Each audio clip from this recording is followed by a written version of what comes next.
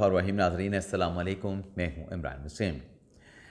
नाज़रीन, आज के प्रोग्राम में जो 3 बड़ी ख़बरें आपके साथ हम शेयर करने जा रहे हैं, तीनों ख़बरों की हेडलाइंस हमारे थंबनेल पे मौजूद हैं। जिसमें एक ख़बर है चीफ जस्टिस याहिया अफरीदी का बड़ा धमाका। ये धमाका क्या है, ये डिटेल आपको बताएंगे। दूसरी ख़बर, हुकूमत का इमरान खान पे वार, हुकूमत की तरफ से बसात को पलट के रख दिया गया, ये क्या मामला है। और तीसरी ख़बर है ईरान पे मुसल्लत की गई जंग के हवाले से।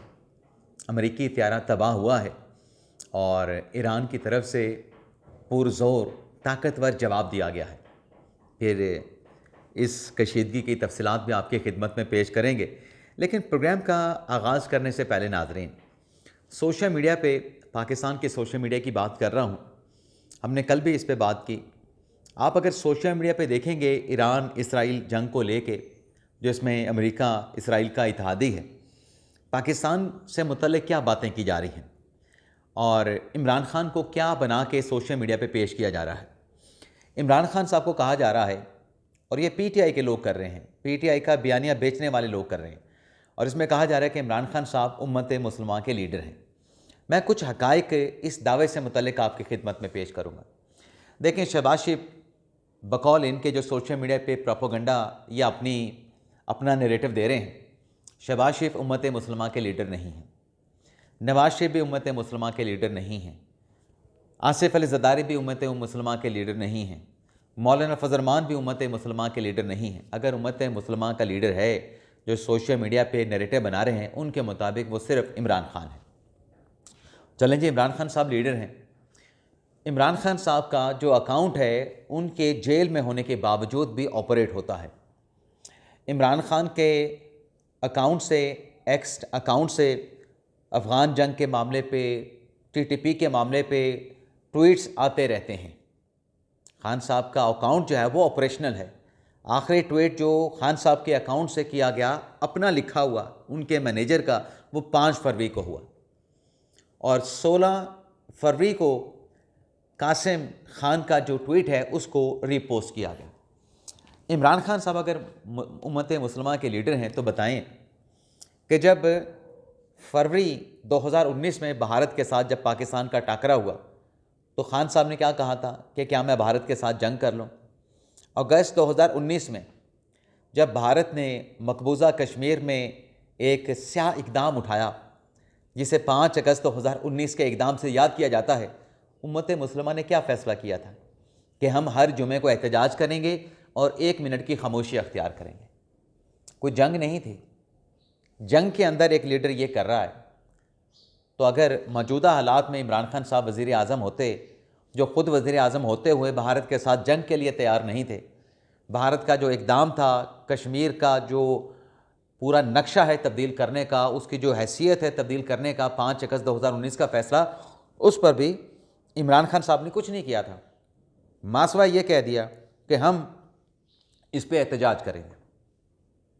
अब जैसा मैंने कहा कि इमरान खान साहब का जो एक्स अकाउंट है वो मुकम्मल तौर पर खामोश, तो जिनको यकीन है कि इमरान खान साहब उम्मत मुसलमान के लीडर हैं, वो एक ट्वीट करवा दें इसराइल के ख़िलाफ़ इमरान खान साहब के अकाउंट से, जो कहते हैं कि इमरान खान साहब उम्मत मुसलमान के लीडर हैं। वो उम्मत मुसलमान के जो लीडर हैं इमरान खान साहब, उनका जो अमेरिकन चैप्टर है, जो ओवरसीज़ अमेरिकन हैं, जो खान साहब के अपने रिलेटिव्स हैं अमेरिका में, उनसे अमेरिका के ख़िलाफ़ ट्वीट करा दें, मज़म्मत करवा दें। सब दूध का दूध पानी का पानी खुल के सामने आ जाएगा। हम वापस आते हैं याहिया अफरीदी साहब वाली ख़बर पे। यानी चीफ जस्टिस याहिया अफरीदी साहब ने एक बड़े अहम मामले पर लाजर बेंच बनाने का फ़ैसला किया है। अब देखने में तो ये मामला एक प्रॉपर्टी का है, एक प्रॉपर्टी डिस्प्यूट है, और 1943 का। अब 1943 का जो प्रॉपर्टी डिस्प्यूट है, आज यानी तकसीम पाकिस्तान से भी पहले, तकसीम हिंद से भी पहले, ये मुकदमा आज जब याहिया अफरीदी साहब की अदालत में लगा तो याहिया अफरीदी साहब ने कुछ रिमार्क्स दिए, जिसमें उनका ये कहना था कि जायदाद जो है जब तक तीसरे फरीक को मुंतकिल ना हो, इस सूरत में प्रॉपर्टी का दावा जितना भी पुराना हो वो काबिल समात होता है। अफरीदी साहब ने कहा कि हमारे खैबर पख्तूनख्वा और पंजाब के जजेस की राय ये है कि अगर प्रॉपर्टी का कोई दावा बहुत ज़्यादा पुराना हो तो वो काबिल समात नहीं होता। अफरीदी साहब ने कहा कि कराची के हमारे जो साथी जजेस हैं उनकी राय ये है कि अगर जायदाद तीसरे फरीक तक ट्रांसफ़र ना हो, उसका इंतकाल ना हो, तो फिर पुराना जो सूट है वो भी काबिल समात हो सकता है। तो ये जो जजेस की कन्फ्लिक्टिंग ओपिनियन है, इस पर याहिया अफरीदी साहब ने कहा कि हम लार्जर बेंच बनाएंगे और लार्जर बेंच इस इशू को तय करेगा कि क्या जो पुराना मुकदमा होते हैं, जैसे अभी ये 1943 वाला प्रॉपर्टी का डिस्प्यूट है, इस तरह के पुराने क्रॉनिक केसेस हैं, क्या जब वो अदालत में आते हैं तो क्या वो काबिल समात होंगे अगर इंतकाल नहीं हुआ तीसरे फरीक को, या वो नाकाबिल समात होते हैं। अब इस पर लार्जर बेंच का फैसला आएगा। देखते हैं, ये लार्जर बेंच एक्सपेक्टेड है कि ईद उल फितर के बाद बना दिया जाएगा और इस पर एक यूनिफॉर्म जजमेंट जो है वो अदालत की तरफ से जो है वो ले की जाएगी, एक नई अथॉरिटी जो है वो डिक्लेयर की जाएगी। लेकिन आज इमरान खान साहब, जिनके सेहत के मामले पे, हॉस्पिटल मुंतकिल करने के मामले पे बैरिस्टर गौर साहब की जो मुलाकात हुई, अब उस मुलाकात का खुलासा जो है हमने कल के व्लॉग में आपके साथ शेयर किया। अखबारात में भी कुछ रिपोर्ट्स आ चुकी हैं, लेकिन ये इनकार क्यों किया गया?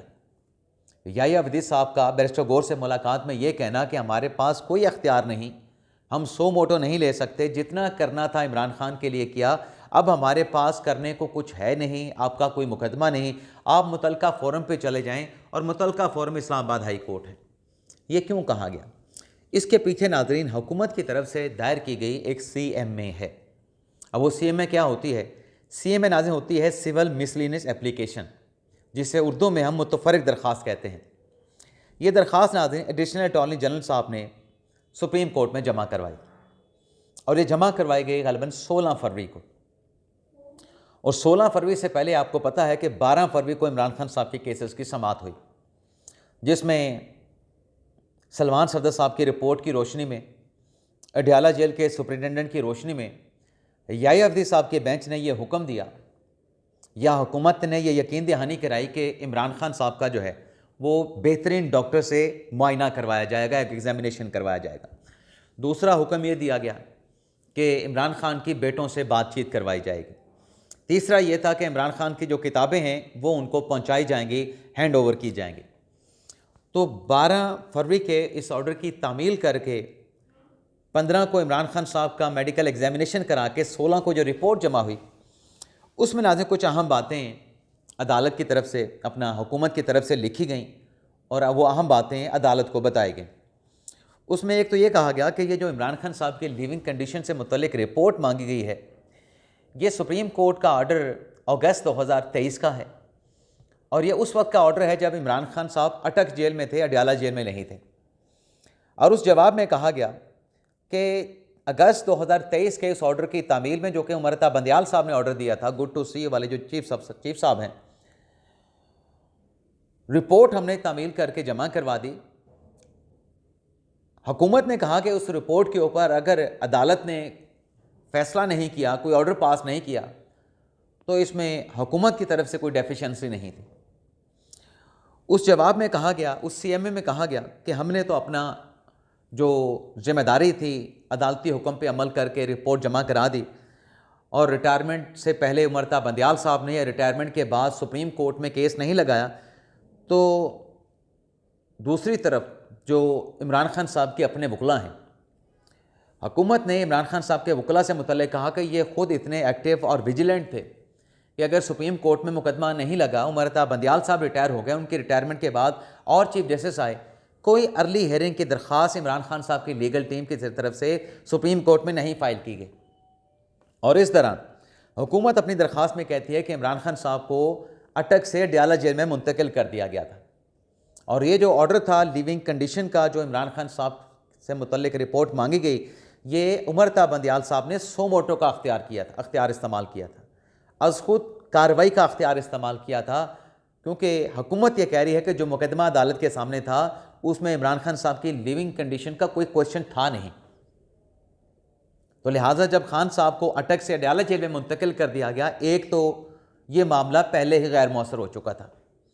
दूसरा जो अहम नुक्ता अदालत के सामने हुकूमत ने उठाया कि चूँकि ये कार्रवाई इमरान खान साहब की लिविंग कंडीशन की रिपोर्ट मंगवाने की उमरता बंदियाल साहब ने सो मोटो में की थी, तो मौजूदा हुकूमत ने चूँकि 27वीं तरमीम के बाद सुप्रीम कोर्ट का सो मोटो का अख्तियार ख़त्म किया जा चुका है, सो मोटो का अख्तियार अब सुप्रीम कोर्ट के पास नहीं रहा, लेकिन अदालत उज़्मा के एहतराम में, चीफ जस्टिस याह्या अफरीदी उनके बेंच के एहतराम में अदालत ने इमरान खान साहब से मुतल्लिक जो 12 फरवरी को या उससे पहले जो अदालती प्रोसीडिंग हुई उस पर कोई एतराज़ नहीं उठाया गया, बल्कि अदालत के एहतराम में हमने अदालत में अमल दरामद की रिपोर्ट भी जमा करवाई, इमरान खान साहब का एग्जामिनेशन भी करवाया, इमरान खान साहब को किताबें भी दस्तयाबी भी यकीनी बनाई और इमरान खान साहब के बेटों से बात भी करवाई गई।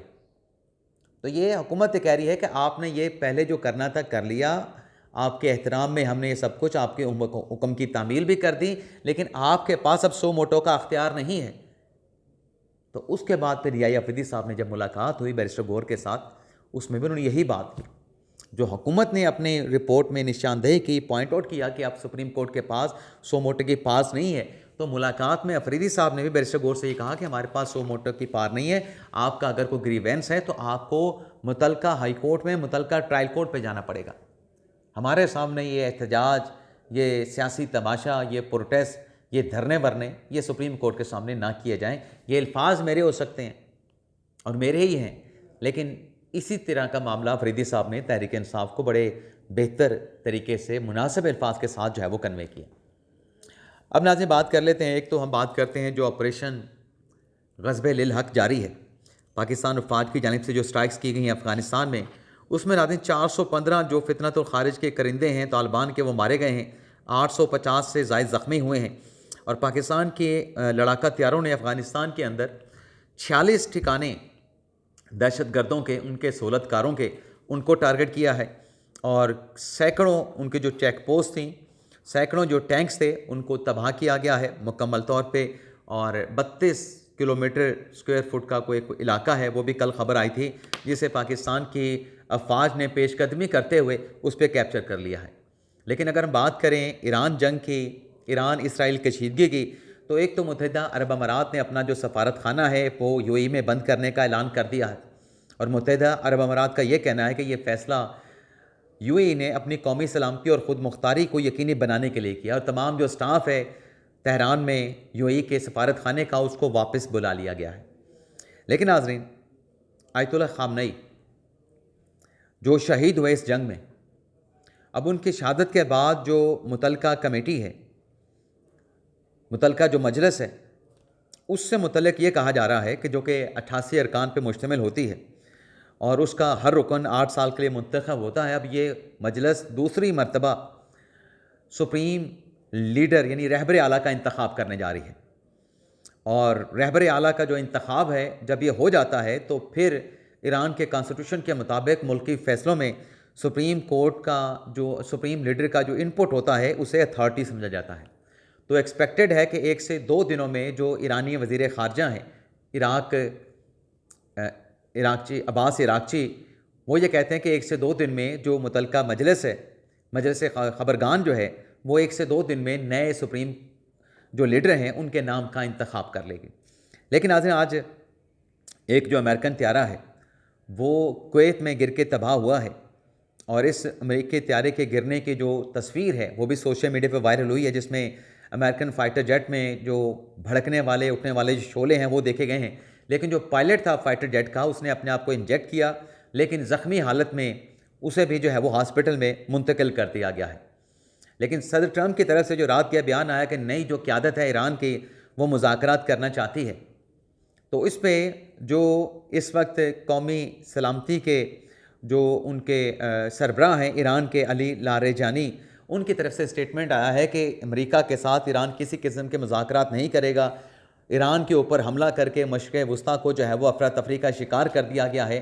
और अली लारेजानी ने यह दावा भी किया है कि जो रिस्पॉन्स रिएक्शन में, रिवेंज में जो ईरान ने कार्रवाई की है, उसके नतीजे में 560 जो है वो अमरीकी मारे गए हैं। तो ये नाज़रीन हमारी डिटेल्स, हमारी ख़बरों की तफसीलात जो आपकी खिदमत में पेश की। आपसे इजाज़त चाहते हैं। अल्लाह ताला हम सब का हामी नासिर और अपनी दुआ में याद रखिएगा। अल्लाह हाफ़िज़।